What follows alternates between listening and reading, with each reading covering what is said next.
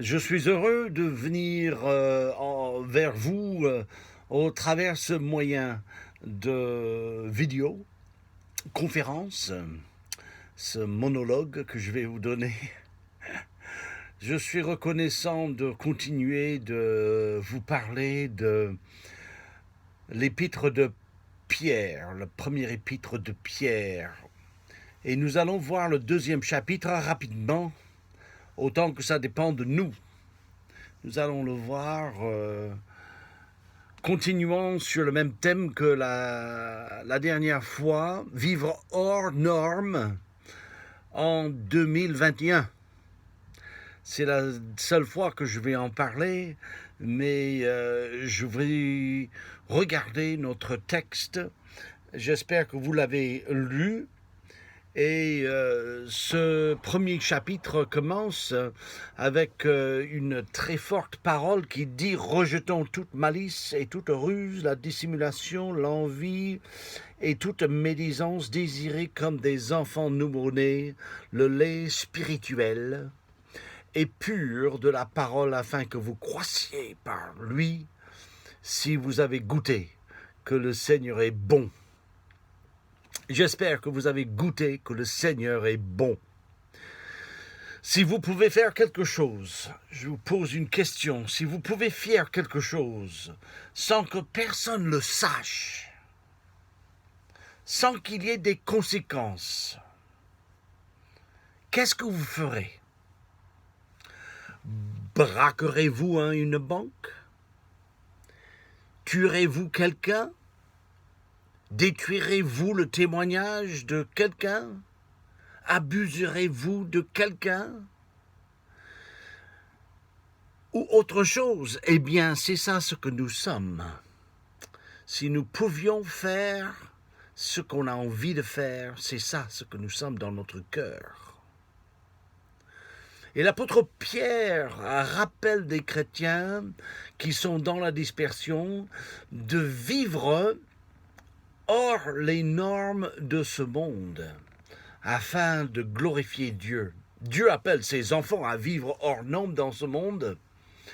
Et le mois dernier, nous avons vu le premier chapitre sous le même thème. Il est essentiel que la vie chrétienne soit contrastée par la vie que vivent les gens du monde. Emprunter le chemin de tout le monde vous amènera là où va tout le monde. Le chrétien doit être chrétien d'abord dans son intimité. On peut dire aussi le chrétien doit être chrétien jusqu'au bout des doigts. On ne peut pas faire semblant longtemps avec Dieu. Ces temps-ci, en lisant Matthieu, on a lu les malheurs que Jésus place sur les pharisiens qui disait « Malheur à vous, hypocrites pharisiens », comme si le pharisien était synonyme d'hypocrite. Le chrétien ne doit pas être synonyme avec le mot hypocrite. Jésus est venu pour vivre une vie hors norme et nous, si nous allons être des chrétiens dignes de ce nom, il nous faut de même vivre hors norme. Est-ce que cela vous dégoûte quand il vous arrive de ne pas vivre hors norme à l'exemple de Christ? Moi, oui. Dans ce contexte, nous entendons les instructions de Pierre aux chrétiens pour les aider à vivre hors norme dans leur dispersion. Le chrétien est appelé à vivre hors norme. Est-ce que vous avez envie de vivre hors norme? Une vie hors norme pour Dieu, c'est une vie vécue dans l'intimité. C'est une vie vécue à cause de notre identité qui nous sommes.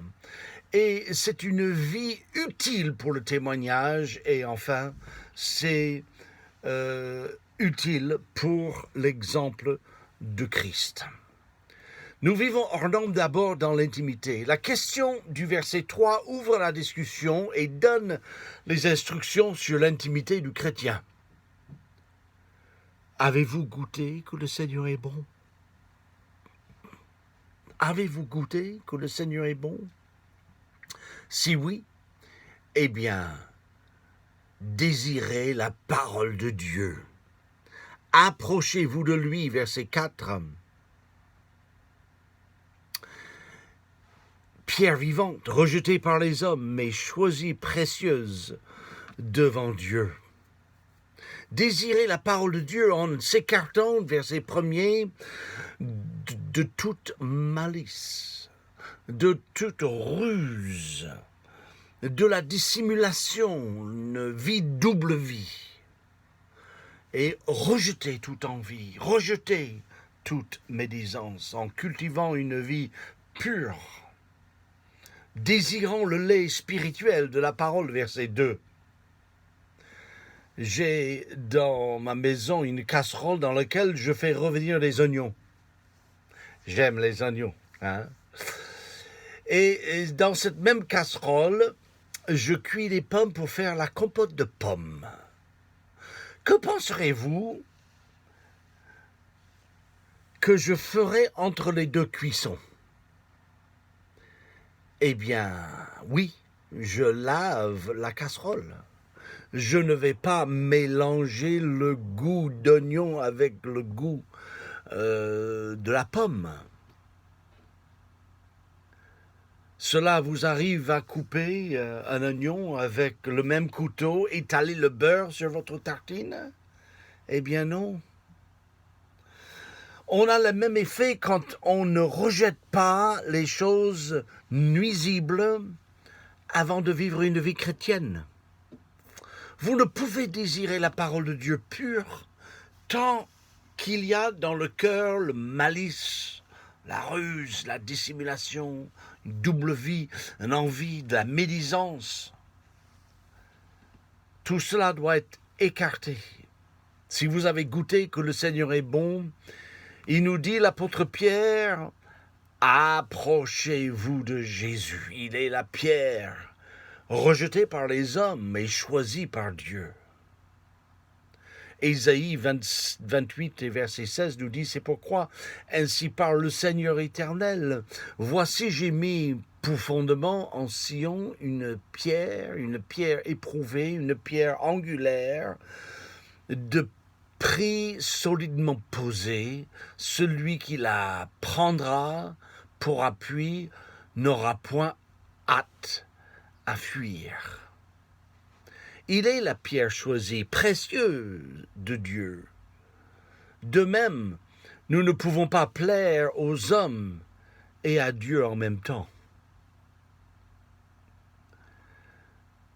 Les hypocrites essaient de faire à longueur de journée des prières pour impressionner des gens, mais chez eux, ce sont des vrais loups. Ils font paraître d'être bons et spirituels à l'extérieur, mais au-dedans, ils sont pleins de saleté, pleins d'hypocrisie. En s'approchant de Jésus,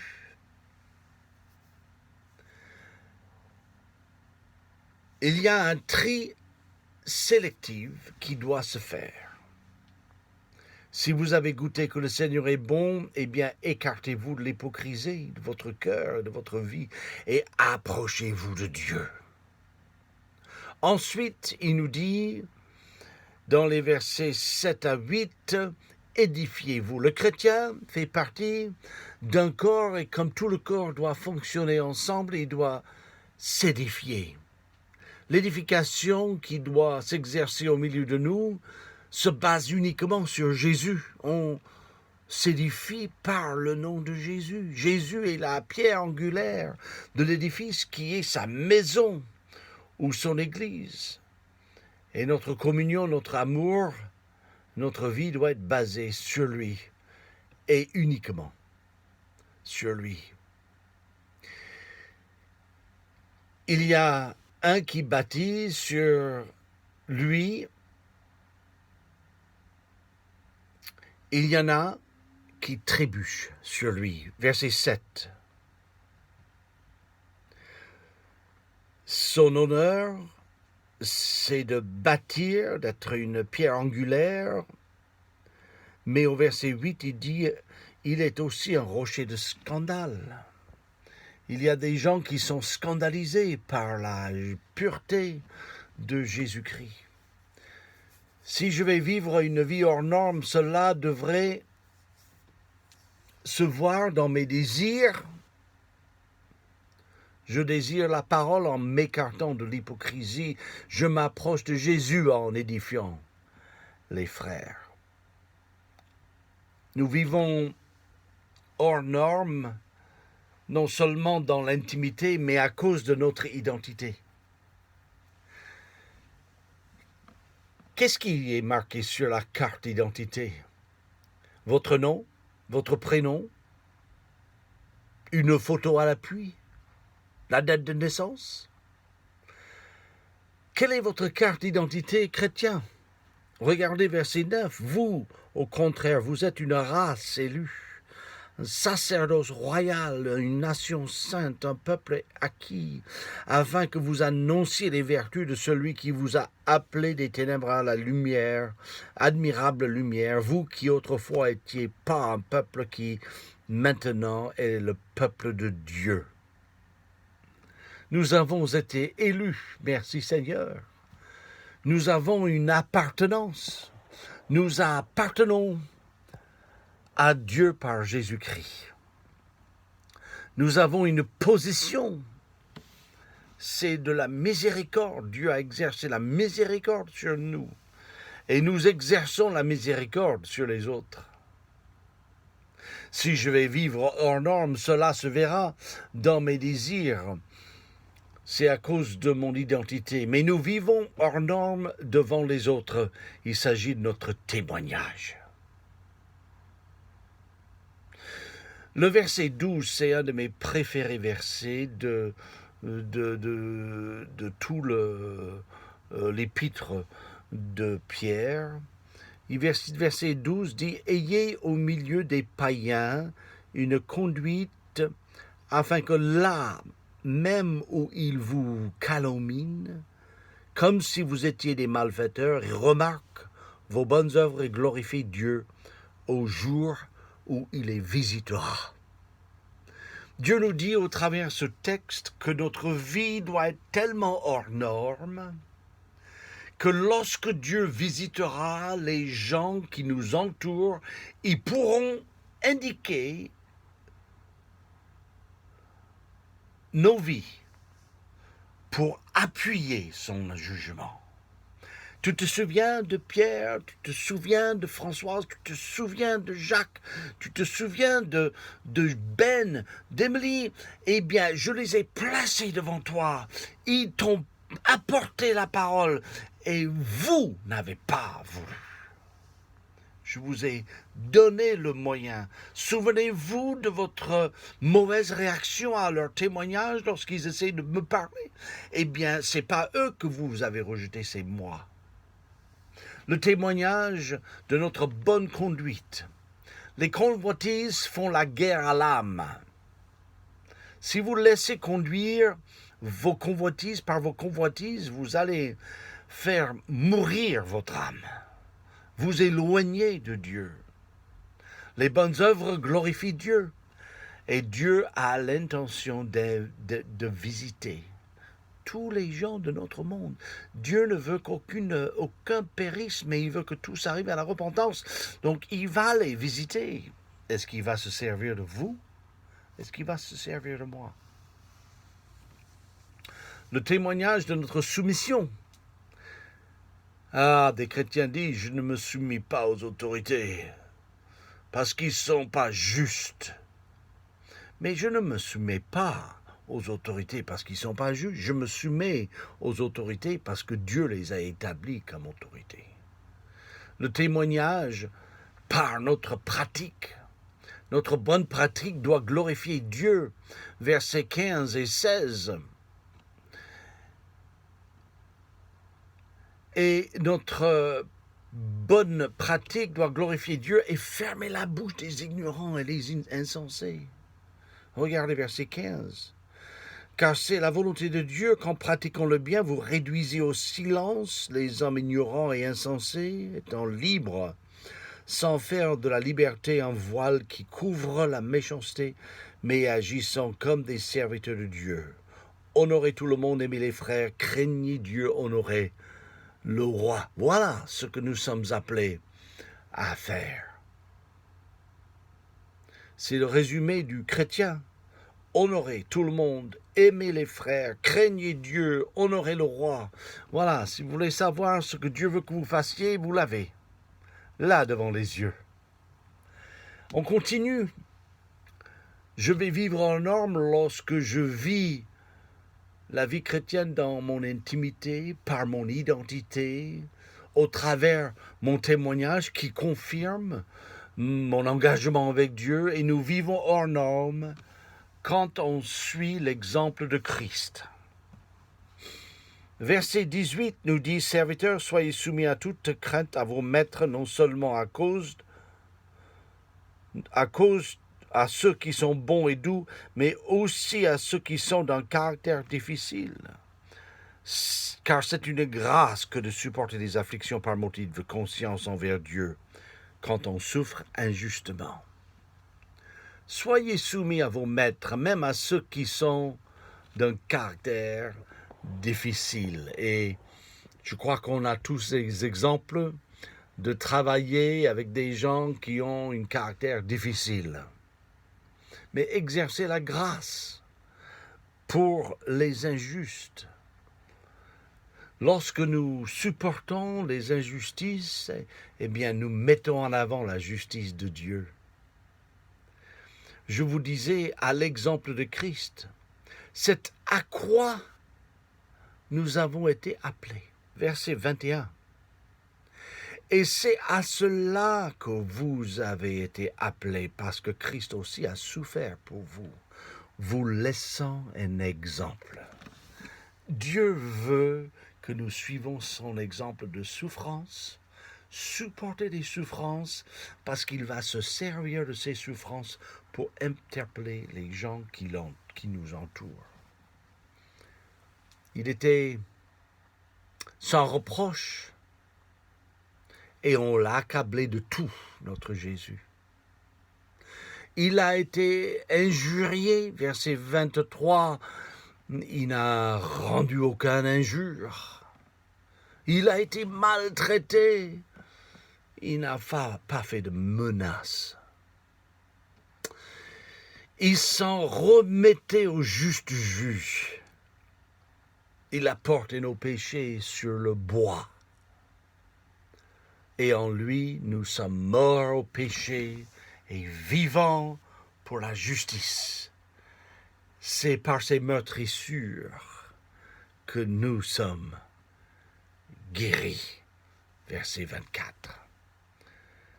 C'est lui le bon berger et le gardien de nos âmes. Il le dit au verset 25. Mais maintenant, vous êtes retournés vers le pasteur et le gardien de vos âmes. Oh, que c'est beau! Que c'est beau de connaître Jésus-Christ, que c'est beau d'avoir un maître si doux, un pasteur, souverain pasteur, qui connaît nos souffrances. Et vous savez, comme tout le monde le sait, Jean et Françoise ont perdu le frère à Jean, bien qu'ils étaient pas proches géographiquement, ils étaient proches dans leur façon de penser et dans leur amour l'un pour l'autre. Donc que Dieu les aide et les console et qui s'en remet au pasteur de leur âme, notre cher Jésus. Vivre hors norme, c'est possible donc en pensant à Jésus. Vivre hors norme, c'est utile pour notre témoignage. Et vivre hors norme, c'est possible